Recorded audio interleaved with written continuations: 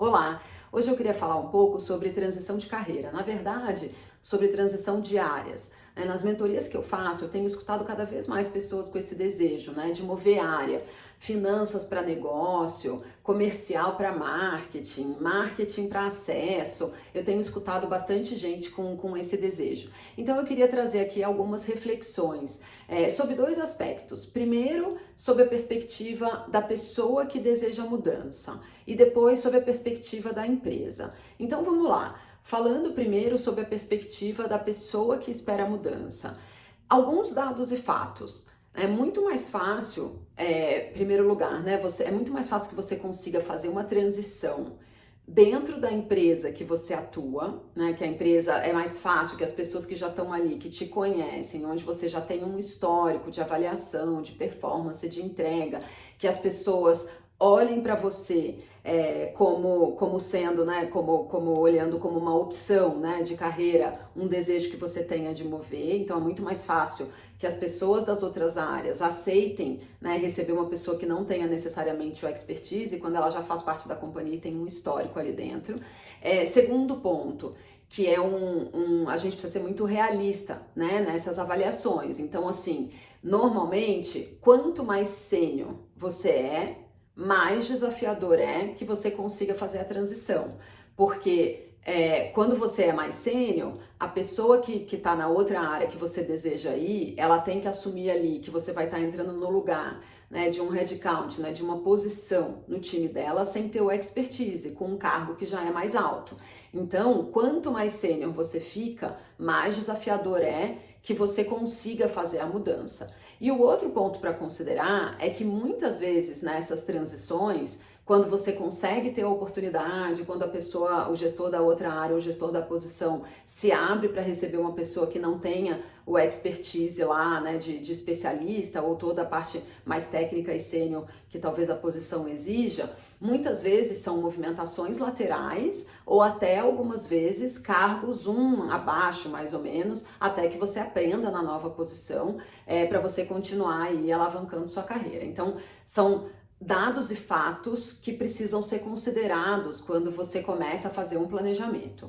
No outro ponto sobre a perspectiva de quem vai fazer a mudança é como você pode se preparar, Então, o quão pronto você consegue estar, para fazer uma mudança e para correr menos risco, de conseguir ter uma entrega, de ter consistência. Então, acho que aqui o primeiro ponto para considerar qual é a sua área de atuação versus a área que você quer ir, São áreas complementares. Por exemplo, eu comecei minha carreira em trade marketing, depois eu movi para marketing, depois eu movi para inovação. São três áreas muito complementares, que no final a sua experiência ela já tem a agregar, desde da saída. Você tem um lado sim que você tem que aprender, mas as áreas são complementares de uma certa maneira e você já entra conseguindo contribuir. Então, o seu desejo é ir para alguma área que seja complementar ao expertise que você tem ou ir para uma área totalmente nova. Então, vale a pena fazer essa avaliação, que o tipo de preparo pode ser diferente. Um outro ponto tá bom, então eu defini quais são as posições ou as áreas que eu gostaria de ir, fazer esse mapeamento, Então, quais são as áreas e quais são as posições. Depois que você tiver feito esse mapeamento de forma clara, então eu quero ter ali de forma bastante concreta qual é a posição, qual é a área, e fazer um mapeamento dos stakeholders, Com quem você teria que falar, então? Então, o head dessa área, as pessoas que hoje atuam nessa área, para você trocar ideia, para você entender o que fazem, como é que é o dia a dia, para entender se está conectado com aquilo que você pensa, com aquilo que é o seu desejo, e também entender se existiriam algumas oportunidades para você começar a interagir mais com essa área. Tem algum projeto que você pudesse entrar e participar uma parte do seu tempo, conhecendo um pouco mais? Você pode fazer aquele papel de sombra de alguém que está nessa área hoje para você entender um pouco mais o dia a dia, entrar em algumas reuniões, entender como é que funciona, entender se faz sentido para você. Ou é uma área mais técnica, tem algum curso disponível que você consiga começar a ter um pouco mais de contato e mais informação para entender como funciona e conseguir aí fazer um upskilling, e criando as competências necessárias para estar nessa área? Então, quais seriam as alternativas aqui para você se preparar, Tá melhor preparado para quando surgisse uma oportunidade.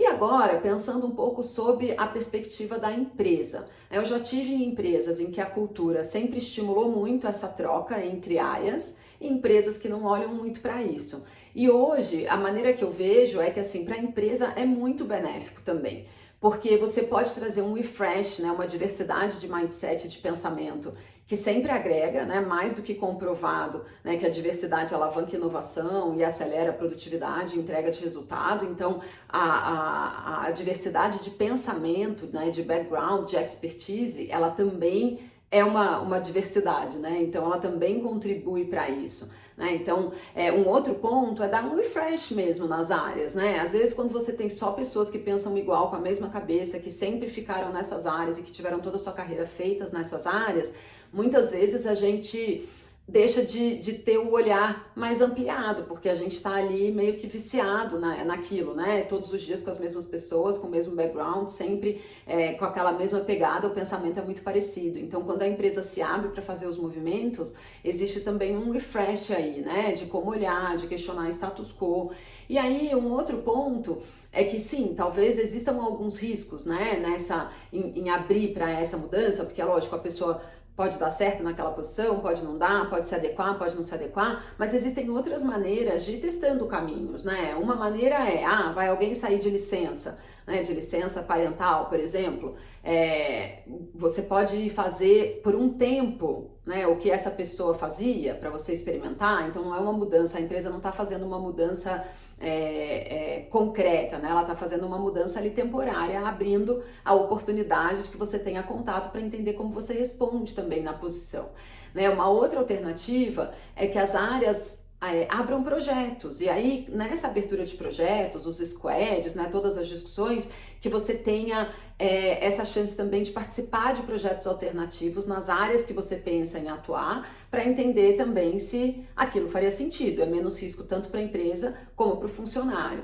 Né? Então, acho que sobre todos esses aspectos, né, eu acho que é uma coisa que vale a pena, né, amplia para o funcionário o desenvolvimento, né, você cria novas rotas de desenvolvimento, novas alternativas de desenvolvimento, né, como plano de carreira. Isso é benéfico para todos os lados, né, tanto para a empresa porque está desenvolvendo as pessoas, como para as pessoas de se sentirem mais engajadas na empresa e com mais opções aí de mobilidade, né, e de potenciais mudanças futuras. Então, eu acho muito positivo.